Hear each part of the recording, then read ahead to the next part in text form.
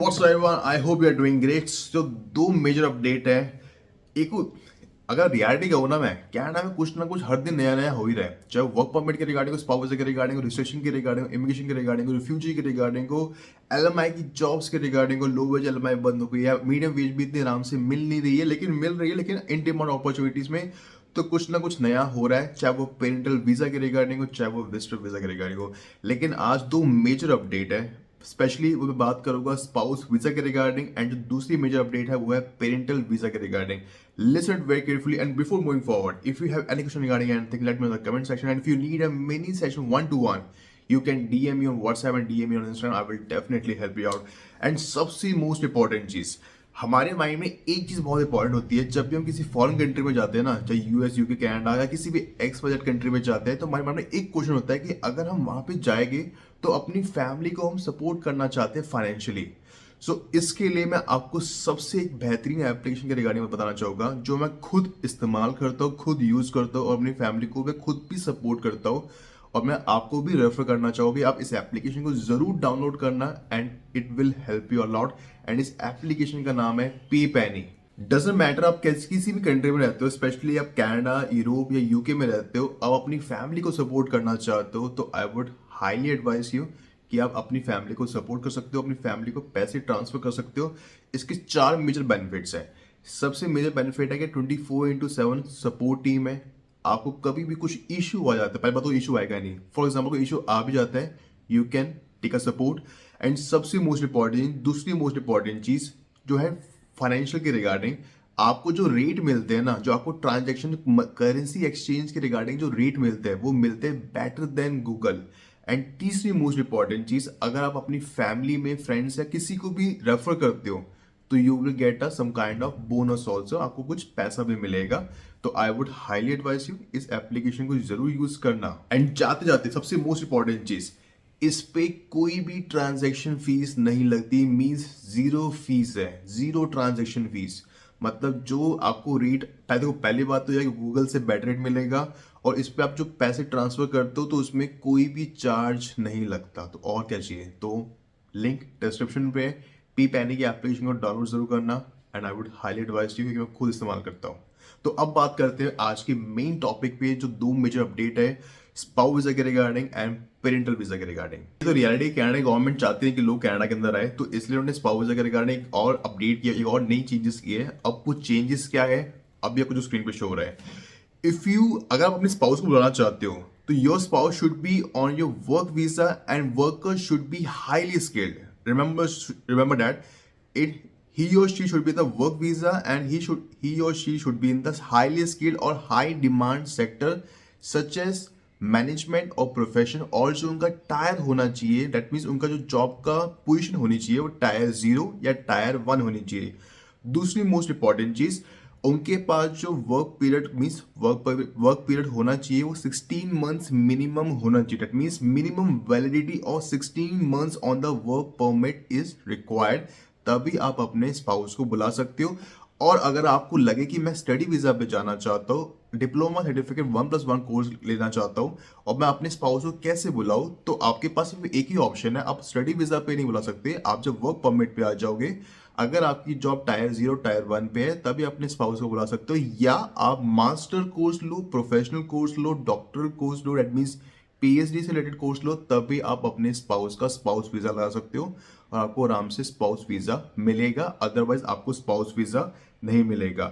Remember, तीसरी most important चीज, the propose change means the main foreign worker must have a job approval in Canada for at least 16 months when applying. अब देखो, main government का focus एक ही चीज है कि हमें ना रिस्ट्रिक्शन करना है हर चीज के अंदर, कि हमें लोगों को अंदर नहीं आने देना कनाडा में। तो इसलिए वो चेंजेस हर महीने, हर हफ्ते, हर दिन कुछ ना कुछ चेंजेस कर रहे हैं, चाहे वो पीएनपी के रिगार्डिंग हो, पीआर के रिगार्डिंग हो, वर्क परमिट के रिगार्डिंग हो, विजिटर वीजा से वर्क परमिट के रिगार्डिंग हो, या विजिटर वीजा के रिगार्डिंग हो, या स्पाउस वीजा में भी अब चेंज हो गया है। सो इन सिंपल लैंग्वेज, या तो मास्टर कोर्स लो, या तो पीएचडी कोर्स लो, या जब आप वर्क परमिट पे आ जाओगे और आपके पास जॉब की जो पोजीशन होगी वो टायर 0 टायर 1 पे होगी, तभी आप अपने स्पाउस को बुला सकते हो। अदरवाइज अपने आप स्पाउस को नहीं बुला सकते हो। अब बात करते हैं पेरेंटल पीआर के regarding. Canada pausing application for parents, grandparents, permanent residency sponsorship. So in simple language, Canadian government ने IRCC ने ये बोला कि जिस लोगों ने 2024 तक मीन्स 31 दिसंबर 2024 तक अपने पेरेंटल PR लगा रखे हैं उनका तो प्रोसेस होगा, लेकिन अगर उसके बाद लगाते हैं तो भूल जाओ, आपको अभी ये जो चेंज है ये टेम्परेरी है, इट्स नॉट परमानेंट। तो अभी आप फाइल आपकी ना ही प्रोसीड होगी और ना ही अभी आपके पेरेंट्स को PR मिल पाएगा। लेकिन 31 दिसंबर 2024 से पहले किसी ने लगा रखा है पेरेंटल PR तो उसका प्रोसेस होगा और आराम से आपको PR मिलेगा। विद इन 2-3 मंथ्स में you will get a PR और मैक्सिमम 4 मंथ्स में you will get a PR, but in 2025 it has been stopped temporary, it's not permanent, temporary है बट अभी ये रुका हुआ है। तो अभी आप अपने पेरेंट्स का PR लगाने वाले हो या लगाना चाहते हो तो मत लगाओ, it's just a waste of money, कोई बेनिफिट नहीं है, you will not get any kind of result. और इसके अंदर एक और कैच है कि जो सिर्फ 2024 के अंदर फाइल्स लगी हुई है पेरेंटल PR के अंदर, वो सिर्फ 15,000 मैक्सिमम फाइल्स ही आगे प्रोसेस होगी। और लेकिन अगर आपके माइंड में ये हो कि मैं अगर पेरेंटल PR नहीं लगा सकता तो फिर मैं क्या लगाऊं, मैं विजिटर वीज़ा लगाऊं या सुपर वीज़ा लगाऊं, मैं आपको एक एडवाइस करूंगा कि सुपर वीज़ा लगाओ। क्योंकि विजिटर वीज़ा में होता क्या है कि आपको जो वीज़ा मिलता है वो तब तक मिलता है जब तक आप पासपोर्ट वैलिड है, लेकिन जो आपके पेरेंट्स है वो 6 महीने तक कनाडा में रह सकते हैं। लेकिन अगर आपके पास सुपर वीज़ा है, मीन्स अगर आपके पेरेंट्स के पास सुपर वीजा है तो आपके पेरेंट्स 5 इयर्स तक कनाडा में रह सकते हैं, मीन्स इनसाइड कनाडा रह सकते हैं, उनको बाहर ट्रेवल करने की कोई रिक्वायरमेंट नहीं है। So this is the major difference between the visitor visa and the super visa. And if you have any question regarding anything and if you want any kind of filing, means आप कोई भी file करना चाहते हो किसी भी तरह का वीजा, चाहे वो विजिटर हो, टूरिस्ट हो, स्पाउस हो, वनएवर ओपन वर्क परमिट हो, टेम्प LMI के रिगार्डिंग हो, just let me know in the comment section and you can DM me on WhatsApp, DM me on Instagram, I will definitely help you out. So जाने से पहले एक और news आई है जिसमें मैं वीडियो बना रहा हूँ। कैनेडियन PM जस्टिन ट्रूडो ने सिंपल लैंग्वेज में बोल दिया है कि he is intent to resign. Remember one thing, resign किया नहीं है, रिजाइन कर देंगे विद इन अ वीक के अंदर। सो उनकी जो लिबरल पार्टी है वो भी डिसाइड कर रही है, क्योंकि अक्टूबर 2025 में इलेक्शन है, तो सिर्फ अभी वो डिसाइड कर रहे हैं कि अभी किसको PM बनाया जाए। और अक्टूबर 2025 में इलेक्शंस है एंड एवरीबडी नोज अपोजिशन की जो पार्टी है उनका पल्ला बहुत हावी है और definitely they will win because of the liberal policies. जो कैनेडियन गवर्नमेंट की जो पॉलिसीज अभी करंट गवर्नमेंट है, inflation, housing crisis, unemployment, immigration के रिगार्डिंग, क्राइम के regarding, it has been increase drastically. So people are not happy because चीज़ें बहुत expensive हो चुकी है, they are not able to survive. Drugs legalized है, नॉट इलीगल। सो मेरे हिसाब से डेट्स अ गुड डिसीजन, बहुत पहले डिज़ाइन कर देना चाहिए था because of his policies. But अब जो भी है, अब ये है कि इलेक्शन तो अक्टूबर में ही होंगे, लेकिन अब कोई नया PM आएगा। So what Justin Trudeau says, just watch this. Over the holidays, I've also had a chance to reflect and have had long talks with my family about our future. Throughout the course of my career, any success I have personally achieved has been because of their support and with their encouragement.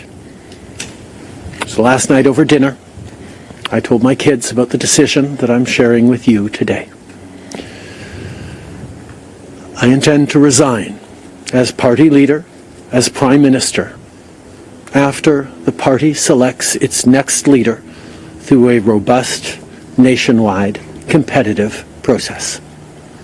Last night, I asked the President of the Liberal Party to begin that process.